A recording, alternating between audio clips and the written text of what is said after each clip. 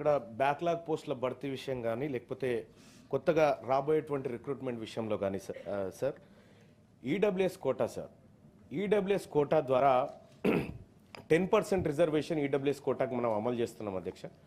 దాంట్లో అసలు 10% ఎలిజిబిలిటీస్ మన దగ్గర ఈడబ్ల్యూఎస్ కోటా కింద ఉన్నారా? గౌరవ సభ్యులు జీవన్ రెడ్డి గారు గతంలో పదే ఇదే అంశాన్ని ప్రస్తావించినారు సార్. మేము అంతమంది లేమయ్యా ఈడబ్ల్యూఎస్ కోటాకు సంబంధించినటువంటి వాళ్ళము, ఇంత ఎందుకు అమలు చేస్తున్నారనేటువంటి మాట గౌరవ సభ్యులు చెప్పినారు అధ్యక్ష.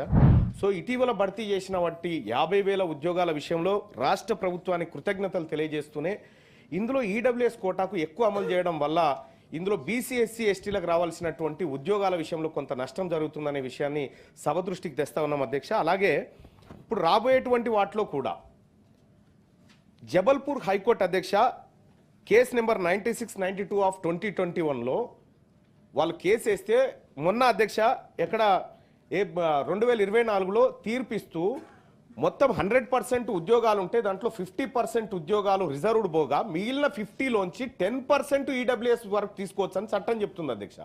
కానీ మనం ఉన్నటువంటి మొత్తం 100లోంచి 10% తీయడం వల్ల ఇక్కడ బీసీలకు ఎస్సీలకు ఎస్టీలకు అలాగే ఓపెన్ కేటగిరీ అభ్యర్థులకు కూడా నష్టం జరుగుతూ ఉంది అధ్యక్ష.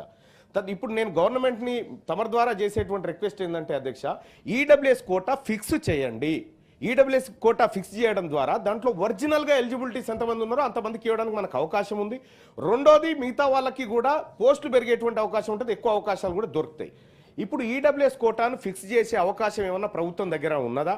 ఉంటే ఈ కొత్త ఉద్యోగాలు 1,50,000 ఉద్యోగాలు ఏవైతే భర్తీ చేయాల్సి ఉందో వాటిలో బీసీ ఎస్సీ ఎస్టీలకు న్యాయం జరిగే అవకాశం ఉంది. ఆ దిశగా ప్రభుత్వాన్ని ఆలోచించమని రిక్వెస్ట్ చేస్తా ఉన్నా అధ్యక్ష. తేనెటీగల పెంపకం అన్నది రైతులకు అడవులకు ఇద్దరికి కూడా రెండింటికి కూడా మంచిది అధ్యక్ష.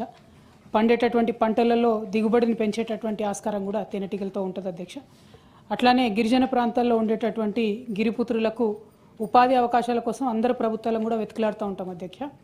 అదేవిధంగా మైదాన ప్రాంతాలలో ఇప్పుడు వికారాబాద్ లాంటి ఏరియాలో ఎక్కడైతే సన్ఫ్లవర్ ఓమ ఇవన్నీ పండిస్తారో వాటిలో ఇంటర్లేసింగ్ క్రాప్ కూడా హనీబీస్ని పెంచేటటువంటి ఆస్కారం ఉంటుంది అధ్యక్ష. ఉమ్మడి ఆంధ్రప్రదేశ్లో ఉన్నప్పుడు తెలంగాణ ప్రాంతం వివక్షకు గురై మరి ఇక్కడ హనీబీ కాలనీస్ 0 ఉండే అధ్యక్ష, కేవలం 0 ఎక్కడ లేకుండే. వాటిని తెలంగాణ రాష్ట్రంలో మనము కష్టపడి 15,000 కాలనీలకు పెంచుకోవడం జరిగింది అధ్యక్ష.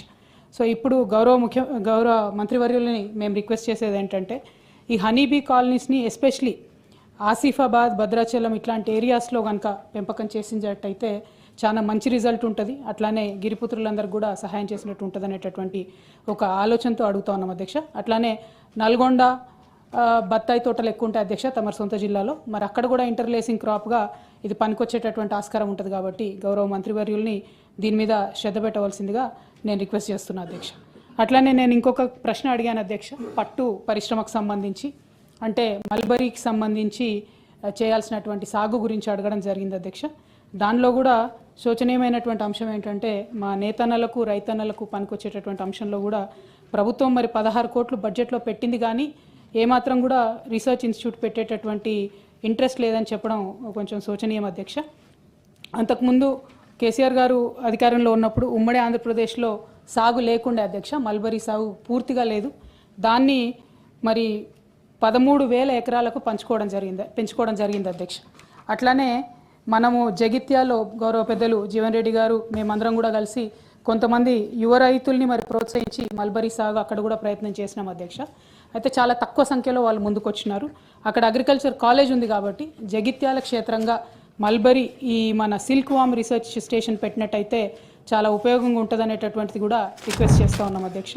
గౌరవ మంత్రివర్యులు దృష్టికి తీసుకురావాల్సినటువంటి మరొక ముఖ్యమైనటువంటి అంశం ఏంటంటే ఇప్పుడు ఈ సెరికల్చర్ డిపార్ట్మెంట్లో అధ్యక్ష 650 వరకు అలాటెడ్ జాబ్స్ ఉన్నాయి అధ్యక్ష.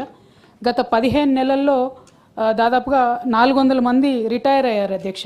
సో వారి స్థానంలో మన కాకతీయ యూనివర్సిటీలో అధ్యక్ష పీజీ డిప్లొమా ఉంది సెరికల్చర్లో. అక్కడ ఉన్నటువంటి పిల్లలకి ఉద్యోగాలు ఇవ్వాల్సిందిగా కోరుతా ఉన్నాం అధ్యక్ష. వాళ్ళు కూడా ధర్నాలు దీక్షలు చేసేటటువంటి పరిస్థితిలో ఉన్నారు కాబట్టి ఈ కాకతీయ యూనివర్సిటీలో ఉన్నటువంటి పిల్లలకు ఇది ఇవ్వాలని కోరుతా ఉన్నాం అధ్యక్ష. అట్లానే ఇంకొక తమ దృష్టికి తీసుకురావాల్సింది రీలింగ్ ఇండస్ట్రీ అని ఉంటుంది అధ్యక్ష. ఆ రీలింగ్ ఇండస్ట్రీలో నుంచి మనము పట్టు తీసుకోవడం జరుగుతుంది అధ్యక్ష. మీ అందరికీ తెలుసు పోచంపల్లి, ఇక్కత్తు, గద్వాలు, నారాయణపేట వీటన్నిటికీ కూడా మనకు జిఐ ట్యాగ్ ఉంది అధ్యక్ష. ఆ జిఐ ట్యాగ్ ఉన్నటువంటి ఈ చోటంతటి కూడా మనం బెంగళూరు నుంచి మరి పట్టును ఇంపోర్ట్ చేసుకుంటా ఉన్నాం అధ్యక్ష. దానివల్ల పట్టు చీరలు నేసేటటువంటి నేతన్నలకు కూడా అదనపు భారం పడుతూ ఉంది అధ్యక్ష. మేము కేసీఆర్ గారి హయాంలో ప్రతి పట్టుగుళ్ళకి 75 రూపాయల చొప్పున వరుసగా డబ్బులు ఇచ్చుకుంటూ వచ్చాం అధ్యక్ష. తమరు వచ్చినటువంటి ఈ సంవత్సర కాలంలో 8 కోట్ల రూపాయలు నేతన్నలకు బాకీ పడ్డారు అధ్యక్ష. ఆ బకాయిలను కూడా త్వరగా రిలీజ్ చేయవలసిందిగా కోరుతా ఉన్నాం అధ్యక్ష.